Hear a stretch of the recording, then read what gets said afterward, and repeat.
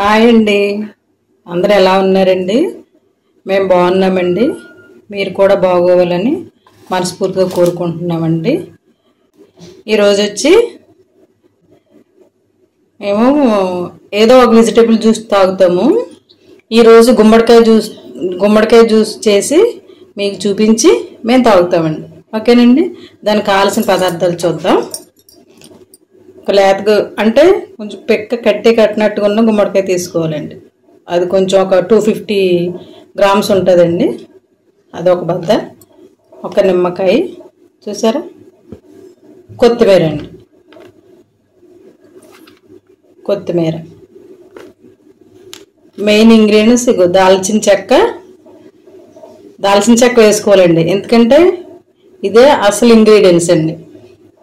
దాల్చిన చెక్క అయినా వేసుకోవచ్చు, పౌడర్ అయినా వేసుకోవచ్చు అండి. ఓకేనండి. ఒక స్పూన్ తేనండి.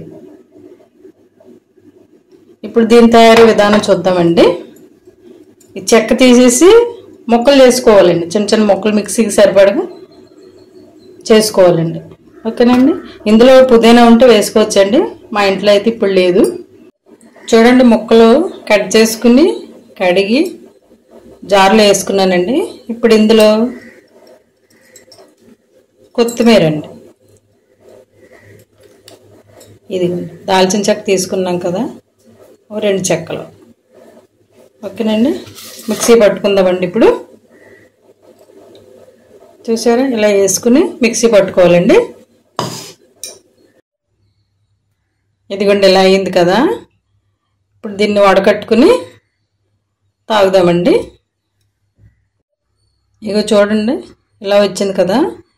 ఇందులో ఒక నిమ్మకాయ అరచెక్క పిండుకుని ఒక స్పూను తేనె వేసుకుని తాగేయటమేనండి. ఈ వడకట్టింది 2 స్పూన్లు వేసుకోవచ్చండి ఇందులో, ఈ జ్యూస్లో. ఎందుకంటే మొత్తం ఫుల్ వేసుకుంటే డైజెషన్ కొంచెం లేట్ అవుతుంది కదా. గ్యాస్ట్రిక్ ప్రాబ్లమ్స్ ఉన్న వాళ్ళు వేసుకుంటే ఇంకా గ్యాస్ట్రిక్ ప్రాబ్లం ఎక్కువ అవుతుందండి. ఓకేనండి. ఇప్పుడు సర్వ్ చేసుకుందామండి.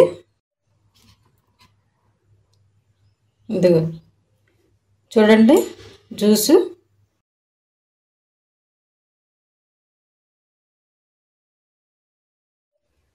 ఈరోజు మా ఇంట్లో పెసరట్టు అండి టిఫిను. చూడండి, ఇవి నీట్గా కడిగేసుకున్నానండి. ఒక చిన్న గ్లాస్ అండి, అంతే.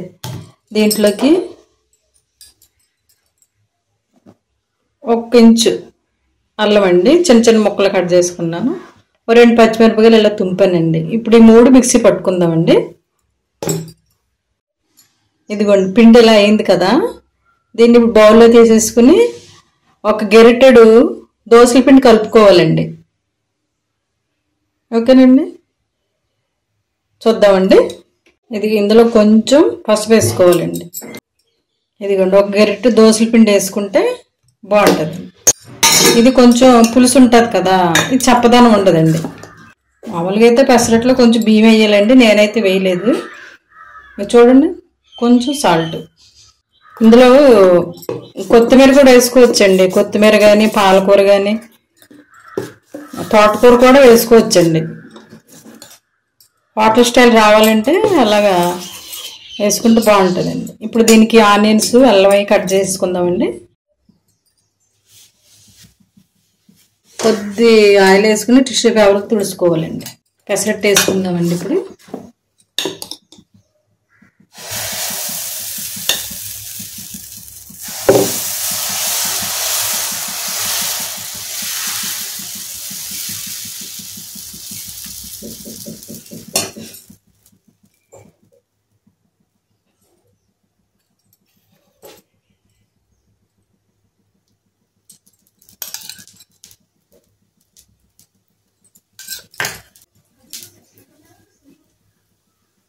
ఉల్లిపాయలు కూడా వేసేసుకోవాలి.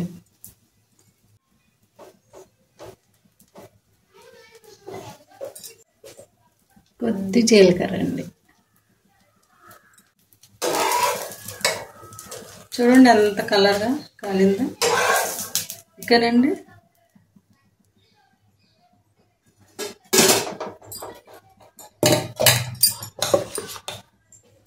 ఇంకోటి కూడా వేసుకుందామండి.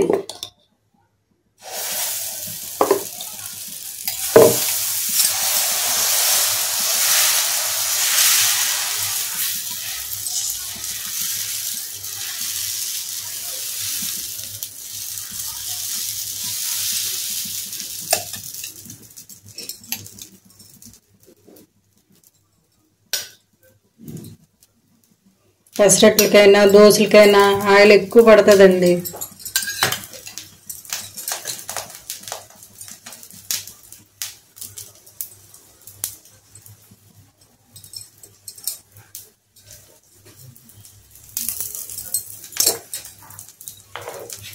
కొద్ది జీలకర్ర,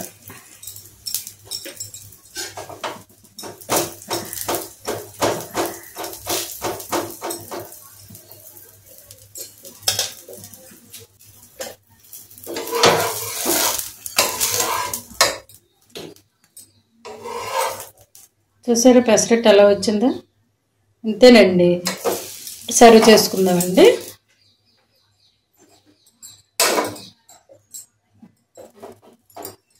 ఇందులో అల్లం చట్నీ తినొచ్చు. తర్వాత ఆనియన్ చట్నీ చేశానండి మార్నింగు. ఓకేనండి. ఈ వీడియో మీ పెసరట్టు చేయటం మీరు చేసుకుని మీకు ఎలా వచ్చిందో చెప్పండి కామెంట్లో. ఓకేనండి. ఈ వీడియో కనుక నచ్చితే లైక్ చేయండి, షేర్ చేయండి, సబ్స్క్రైబ్ చేయండి. ఓకేనండి. Thank you for watching. Bye.